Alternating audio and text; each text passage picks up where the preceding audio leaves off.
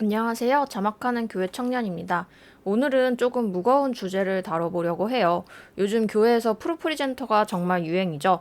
프로프리젠터가 너무 좋다더라. 우리 교회도 써보자. 이런 이야기를 듣고 도입을 결정하신 경우가 많으실 거예요. 저 역시 프로프리젠터를 판매하고 있는 사람이지만 오늘은 소신 발언을 좀 하려고 합니다. 이런 교회는 프로프리젠터 추천하지 않습니다. 조금 더 세게 말씀드릴까요?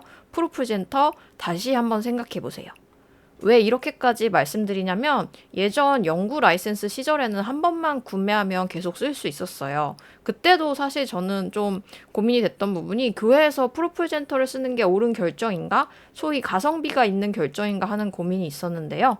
교회 재정이 쓰이는 일에는 그만한 사용 가치가 있어야 한다고 저는 개인적으로 생각을 합니다.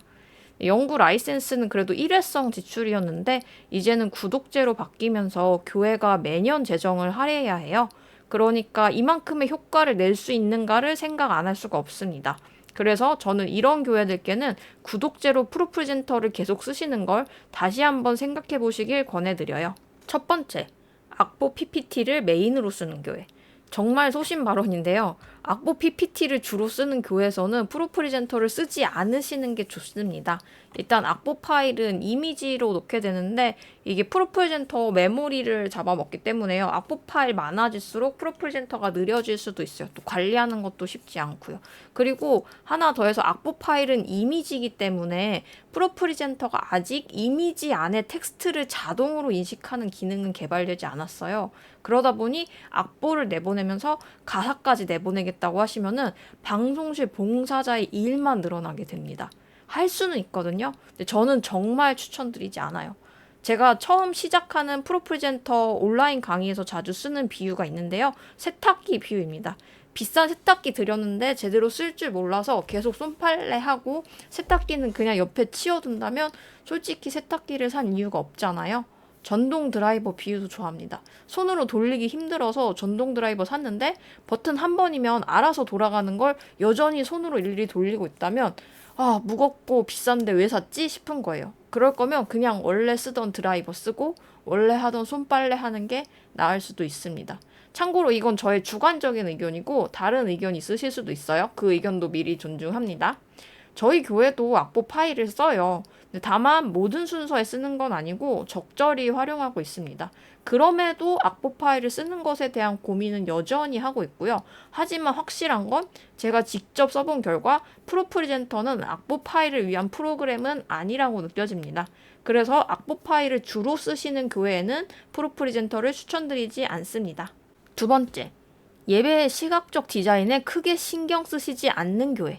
예를 들어 우리 교회는 예배 구성이나 디자인이 몇 년째 똑같고 바꿀 생각도 없다.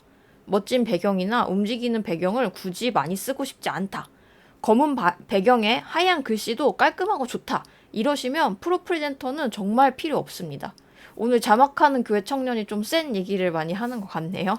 다시 한번 말씀드리지만 연구 라이센스를 쓰시는 경우는 해당이 안 될 수 있어요. 하지만 이제 구독제가 표준이 됐기 때문에 우리 교회가 매년 지불하고 있는 구독료만큼의 가치를 잘 사용하고 있는지 확인해 보시라고 말씀드리고 싶어요. 예배 구성이나 디자인을 매년 같은 방식으로 하고 시각적 효과도 크게 활용하고 싶지 않다면 프로프리젠터는 정말 필요 없습니다. 물론 저도 좋은 프로그램이라는 거 알아요. 하지만 제 생각에는 너무 좋은 프로그램이라고 모든 교회에 다 필요한 건 아니에요. 우리 교회에 맞는 프로그램이면 충분하다고 생각합니다. 세 번째, 방송실에 프로프리젠터를 배우고 다룰 사람이 없는 교회. 이것도 냉정하게 말씀드려야 할 것 같아요.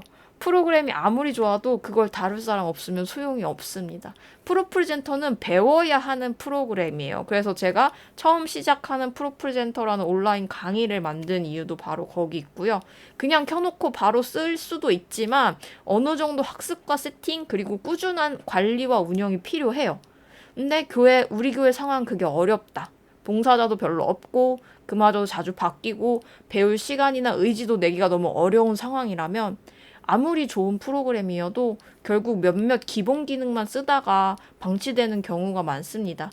그러니까 사람이 없는데 도구만 좋은 걸 드리면은 오히려 그 도구를 유지하고 관리하는 것 자체가 방송실 봉사자분들에게 큰 부담이 되거든요. 안 그래도 바쁜데 이것까지 배워야 한다는 짐을 하나 더 얻는 셈이죠. 이런 경우 역시도 프로프리젠터 사용은 추천드리지 않습니다. 오늘 내용은 좀 셌죠? 제가 프로프리젠터로 강의도 하고 라이센스 판매도 하는 사람인데 이렇게까지 말씀드리는 이유는 하나예요. 저는 교회가 유행을 따라가다가 재정과 시간을 낭비하는 걸 원하지 않습니다.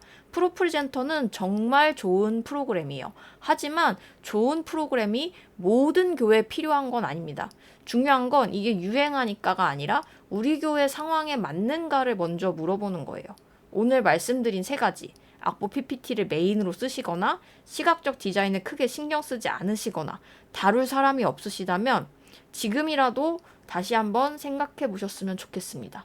그리고 우리 교회에서 프로프리젠터를 도입하면 잘 활용할 수 있을지 고민하고 계시다면 고정 댓글을 참고해 주세요. 잔막하는 교회 청년 카톡 채널을 통해 프로프리젠터 도입 상담을 무료로 받으실 수 있습니다. 오늘도 영상 시청해주셔서 감사합니다. 일하는 방송실에서 예배하는 방송실로, 방송실이 살아나야 예배가 살아납니다. 자막하는 교회 청년이었습니다.